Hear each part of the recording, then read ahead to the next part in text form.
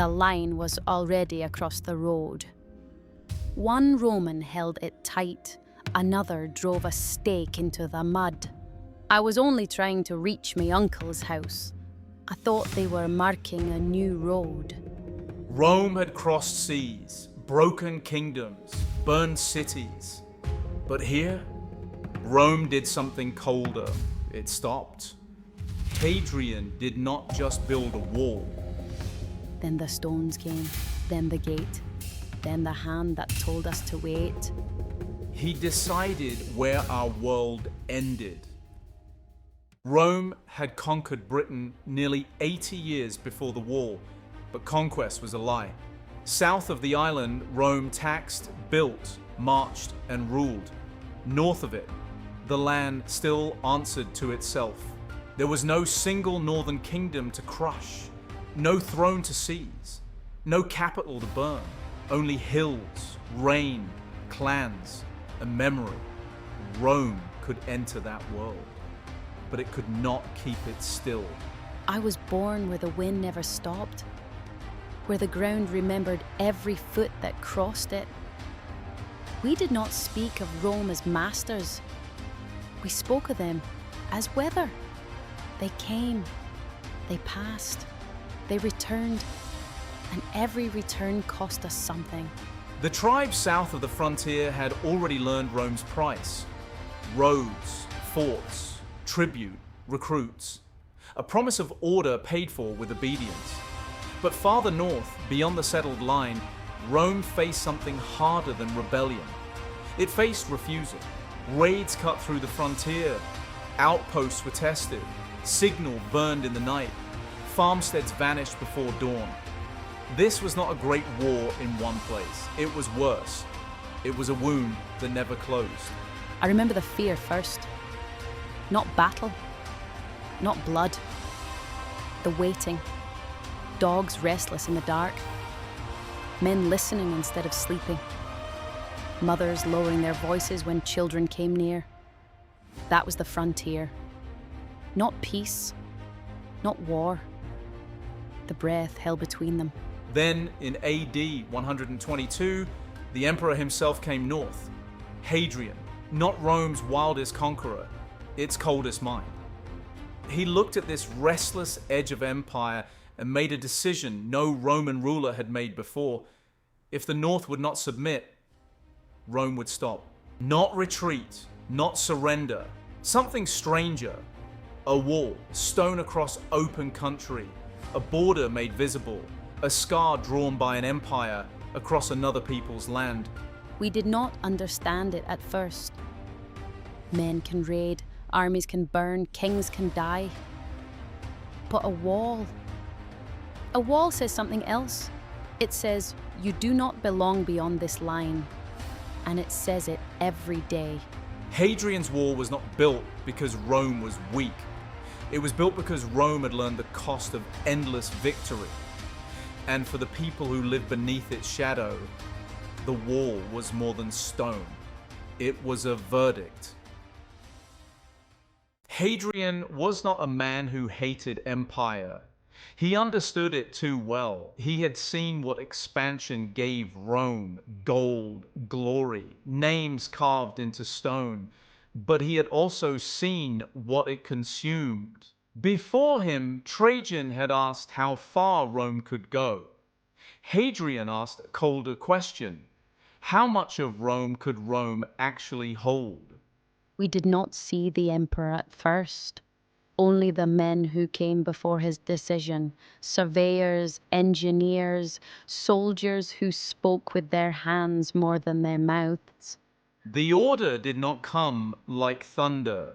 It came as measurements, cords pulled tight across wet earth, stakes pressed into mud, numbers scratched into wax, empire reduced to a line. A road can be crossed, a river can be followed, a hill can be climbed, but a line made by Rome does not ask where you're going. It asks who allowed you to go. This was Hadrian's answer to the north. Not another campaign, not another burned village, Not another season of chasing shadows through the hills. A boundary, a machine of stone. A way to make stopping look like power. The emperor gave the order, but we lived with the stones. The first stones did not look like history. They looked like labor, men with cold hands, oxen sinking into mud, carts breaking under the weight of rock, a decision made in a tent dragged across the earth. At first, it was only piles of stone, then men, then shouting, then the same line, higher each morning. The wall did not rise as one thing. It rose in pieces, mile by mile, fort by fort, gate by gate. A stone body stretched across the north until the land itself began to obey its shape. Our paths did not disappear at once. That would have been easier to understand. They remained.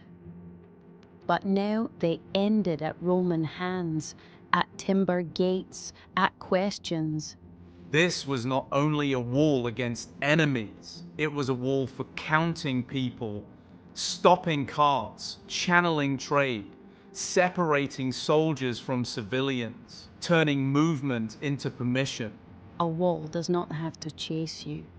It waits. And because it waits, you are the one who must come to it.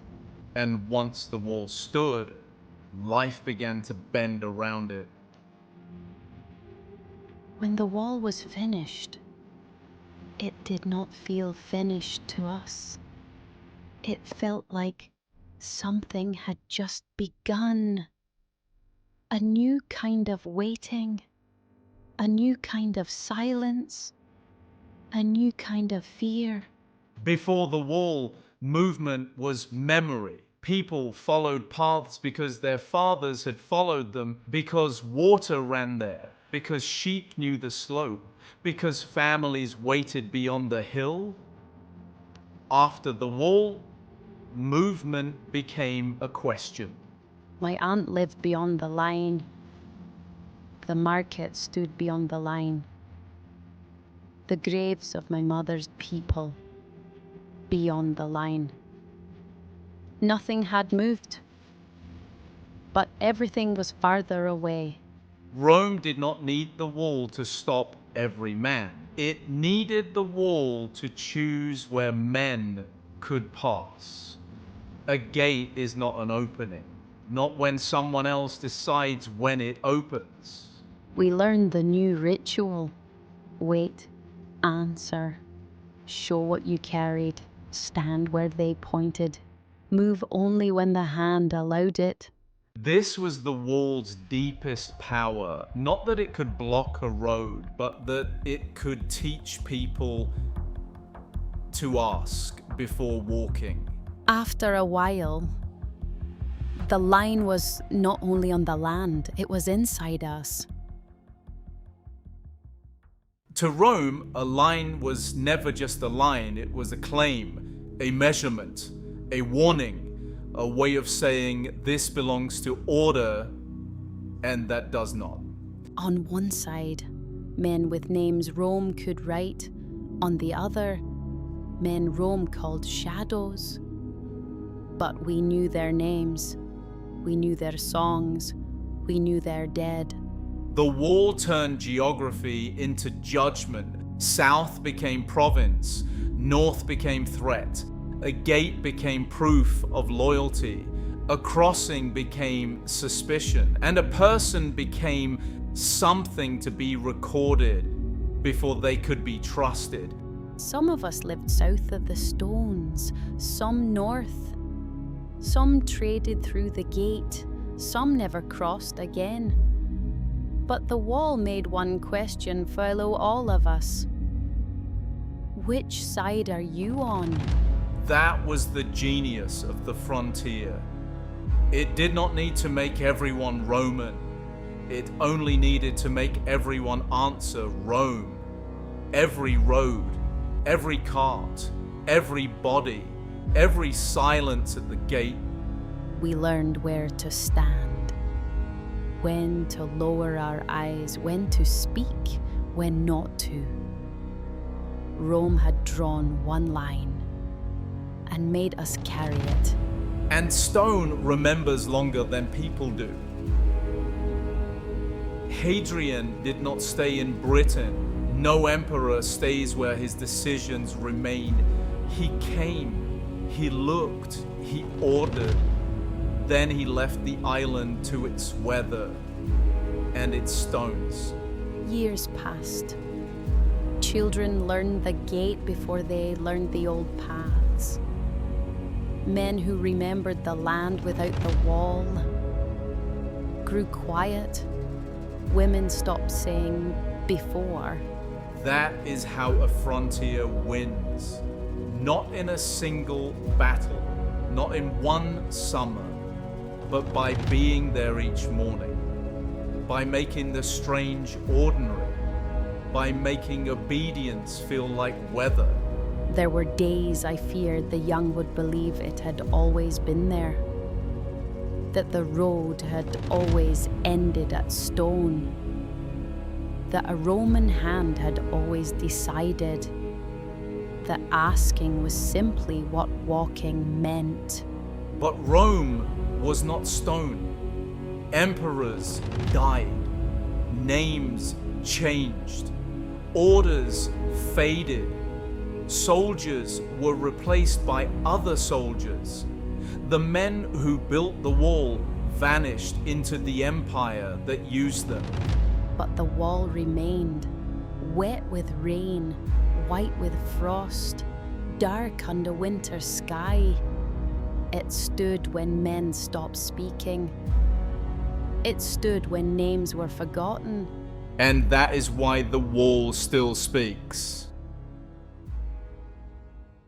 Hadrian's Wall was not the edge of the world. It was the edge of Rome's certainty.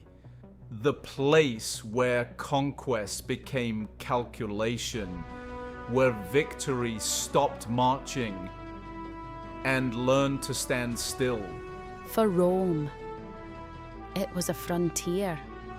For soldiers, a posting. For emperors, a line on a map. But for us, it was the place where walking changed. Rome could conquer a kingdom, burn a city, break an army.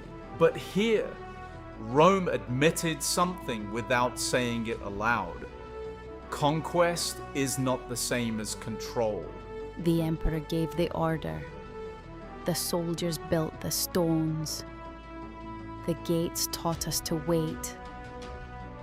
And one morning, we understood. The wall did not end the world. It ended the world we knew. Rome stopped here, then made the world called power.